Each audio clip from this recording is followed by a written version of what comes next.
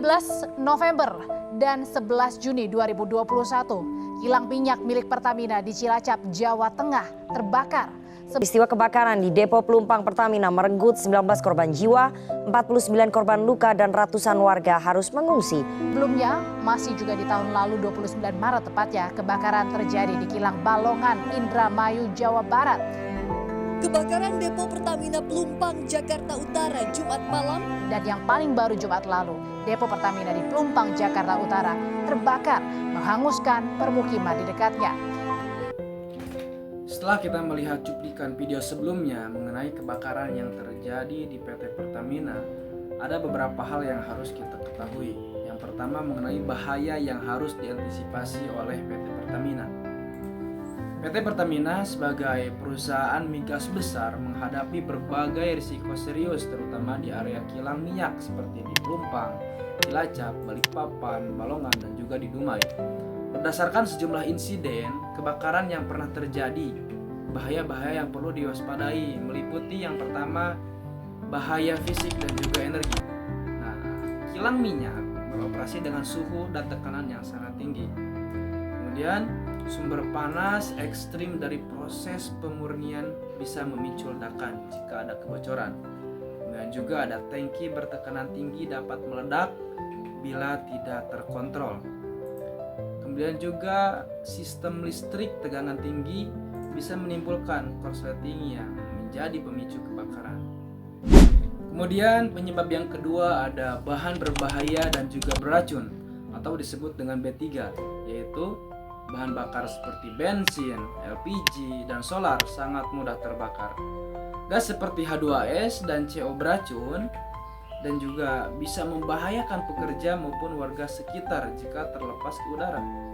Kemudian juga tumpahan kimia juga bisa mencemari lingkungan, terutama tanah dan juga air. Kemudian yang ketiga, bahaya lingkungan dan juga sosial. Banyak kilang berada di dekat dengan pemukiman warga seperti di Pelumpang. Nah, jika terjadi ledakan ataupun kebakaran, dampaknya tidak hanya dirasakan pekerja tapi juga masyarakat. Kemudian yang selanjutnya ada bahaya dari perilaku dan sistem. Kelalaian manusia seperti merokok di area terlarang atau tidak mengikuti prosedur keselamatan sering jadi pemicu awal terjadinya kebakaran.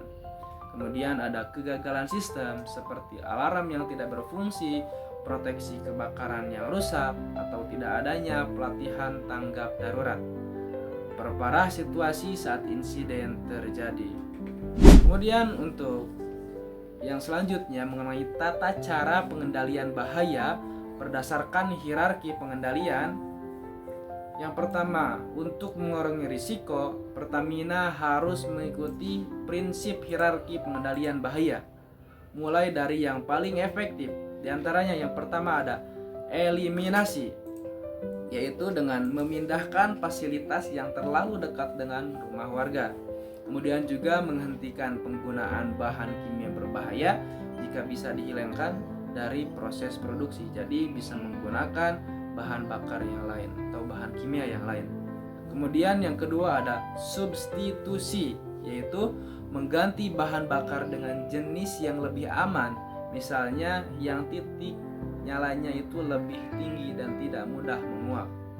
Kemudian yang ketiga ada pengendalian teknis atau engineering control. Pemasangan sensor otomatis untuk deteksi gas berbahaya. Kemudian ada ventilasi yang baik dan desain area kerja yang memisahkan zona berisiko tinggi dan dari zona yang aman. Kemudian yang selanjutnya ada pengendalian administratif. Prosedur operasional standar atau SOP untuk pengisian, penyimpanan, dan juga pemindahan bahan bakar. Pelatihan berkala untuk karyawan terkait evakuasi, pemadaman api, dan tanggapan darurat. Kemudian ada audit keselamatan dan inspeksi alat secara rutin. Yang selanjutnya ada alat pelindung diri atau disebut dengan APD. Pekerja wajib menggunakan pakaian tahan api, helm, respirator, sepatu safety, dan juga sarung tangan untuk melindungi dirinya. Karena APD itu membantu mengurangi risiko cedera jika terjadi kecelakaan. Kemudian untuk soal yang ketiga yaitu standar operasional HSE yang wajib diterapkan.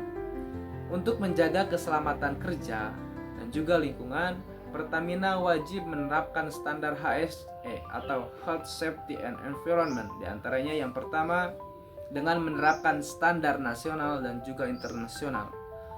Menurut PP nomor 50 tahun 2012 mengatur penerapan sistem manajemen keselamatan dan juga kesehatan kerja di semua tempat kerja. Kemudian ISO 45001 tahun 2018 standar internasional untuk sistem manajemen K3 berbasis risiko. Kemudian ada OHSAS 10801 2007 fokus pada peningkatan keselamatan kerja dan pengelolaan risiko secara terus-menerus. Kemudian yang kedua ada standar keselamatan industri. Sistem proteksi kebakaran seperti detektor asap, alarm, dan juga alat pemadam yang aktif.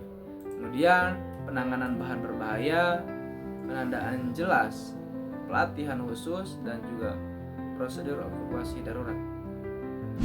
Untuk yang ketiga ada penerapan siklus PDCA dalam HSE atau ada plan, rencana, mengidentifikasi semua potensi bahaya dan menyusun rencana penanganan.